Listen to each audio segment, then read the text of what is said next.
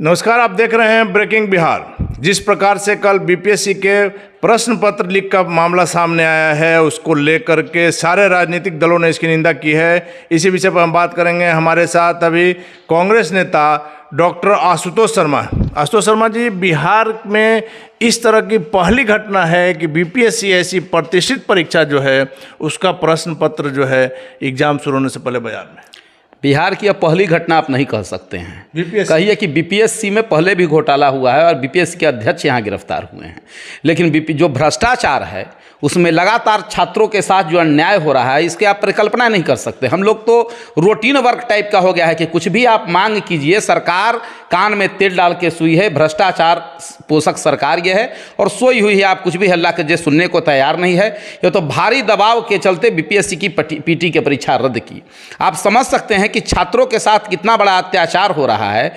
इसका उदाहरण आप याद करते होंगे कि एक रंजीत डॉन आया था बिहार में। वो रंजीत डॉन अभी तक संसद नहीं पहुंचा हुआ है, दुर्भाग्य है।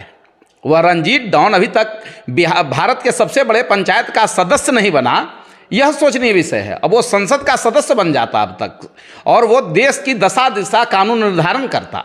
वो रंजीत डॉन ने कितने छात्रों के साथ अन्याय किया होगा, इसकी परिकल्पना आप कर सकते हैं। आप कितने लड़कों का जीवन के साथ हत्या किया होगा।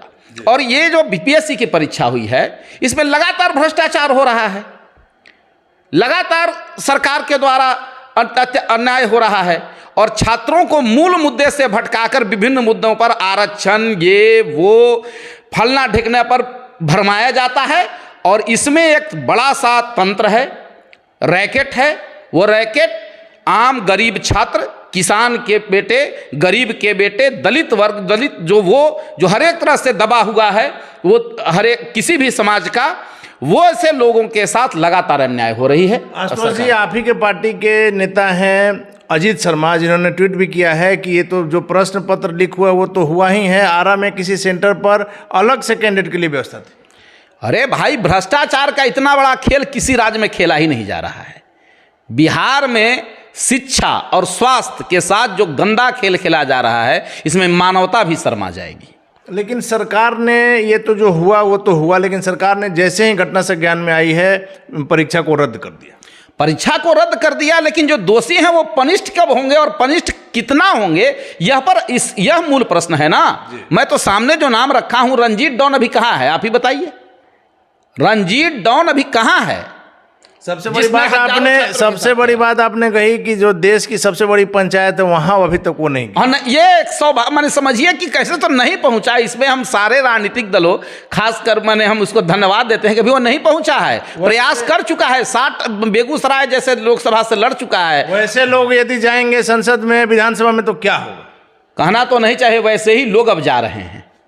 इनका राजनीति से दूरदर्श कोई सरोकार नहीं है, जो कहीं से राजनीतिक व्यक्ति नहीं है। आप भारत की संसद में डाटा उठा कर देखिए ना, किस तरह से लोकतंत्र की हत्या हो रही है।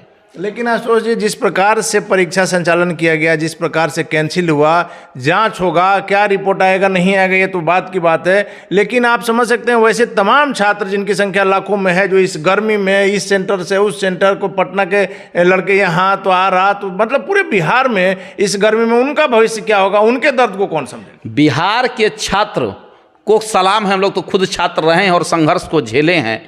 मतलब एक बहाली जो आती है वो 10 वर्षों में होती है। दारोगा की बहाली आती है तो 10 वर्षों में होती है। पुस्तकालयाध्यक्ष की बहाली आती है तो बहाली आए हुए 10 वर्ष से ऊपर हो गया।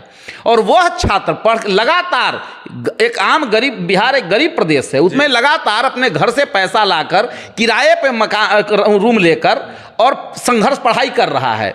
उसको बीपीएससी का कोरोना के चलते लगातार कैंसिल, एग्जाम देर से हुई, और उसके बाद अब दंश झेलना है कि संघर्ष कर परीक्षा देना है, और परीक्षा वो आगे ही से क्वेश्चन आउट है। अब सोचिए, तैयारी करने वाले के साथ कितना बड़ा अपराध हो रहा है, किस तरह से उसके साथ अत्याचार हो रहा है। इसकी इतना तो तय है कि इसमें बड़े बड़े माफिया हैं। एक आदमी से यह संभव नहीं है कि प्रश्न पत्र लीक हो। वो क्या हाल होगा उन छात्रों का जो मेहनत से पढ़ रहे हैं, जिनके माँ बाप कर्ज लेकर के बच्चों को पढ़ा रहे हैं, एक आशा पर पढ़ा रहे हैं, एक विश्वास पर पढ़ा रहे हैं कि कल को बेटा का रिजल्ट आएगा तो बढ़िया होगा। वैसे में अगर सबसे बड़ा सवाल है कि उन छात्रों का क्या होगा, और यदि अगर ये मामला सामने नहीं आता तो ये जो छात्र इसके माध्यम से जाएंगे, नौकरी करेंगे, वो क्या सेवा कर पाएंगे। वो सेवा करेंगे जो कुछ दिन पहले लगातार देख रहे हैं किस तरह प्रशासनिक अधिकारियों के प्रति लोगों का रहता है कि ये लोग तो पढ़ लिख कर आए हैं, कुछ अच्छा करेंगे। वे लोग लगातार घोटालों में लिप्त पाए जा रहे हैं, लगातार घोटालों में लिप्त पाए जा रहे हैं। पीएससी के अधिकारी अकूत संपत्ति मिल रही है, और छात्रों के साथ अत्याचार को तो आप कल्पना नहीं कर सकते हैं कि जिस तरह से क्या हो रहा है। अगर ये नहीं धराता तो वही लोग चैन होते, और जो तैयारी करने वाला छात्र है, जो दिन रात बैठ के पढ़ा है, उसके साथ अत्याचार होगा, उसका रिजल्ट नहीं आएगा। चलिए आखिरी सवाल है आशुतोष जी कि इन छात्रों की समस्याओं को लेकर के अभी जो बिहार की स्थिति है, इसको लेकर के आपका अगला कदम, कांग्रेस पार्टी का अगला कदम क्या होगा? सर्वप्रथम तो हम लोग की मांग है कि नीतीश कुमार जी एक संदेश देने का काम करे पंच कर वैसे लोग जो इन छात्रों के साथ अन्याय कर रहे हैं, सरकार उन लोग को इस तरह से पनिश करे जो उसका संदेश जाए। यह नहीं कि वह रंजीत डॉन जैसा टिकट मांगता चले और इलेक्शन लड़ता चले। इसलिए जो भी दोषी हों उन पर इतनी कड़ी कार्रवाई होनी चाहिए, अगला करने से, हाँ, अगला की उन अगले करने वाले का रूह कांप जाए, इतनी कड़ी कार्रवाई होनी चाहिए। धन्यवाद आपका। तो ये थे हमारे साथ कांग्रेस नेता आशुतोष कुमार जी, डॉक्टर आशुतोष कुमार जी, जिनका साफ तौर पर का नाम है कि सरकार ऐसी कार्रवाई करे कि अगला आदमी इसको करने से डरे, न कि रंजीत डॉन ऐसा जो कि इतना घोटाला करने के बाद भी लोकसभा में जाने का प्रयास किया, लेकिन किस्मत कहिए या बदकिस्मत कहिए, लोकसभा में नहीं पहुंच सका। यदि ऐसे लोग लोकसभा में, विधानसभा में जाएंगे तो आप समझ सकते हैं कि ये लोग क्या करेंगे। आगे क्या होगा देखना काफी दिलचस्प होगा। फिलहाल आप बने रहें ब्रेकिंग बिहार के साथ।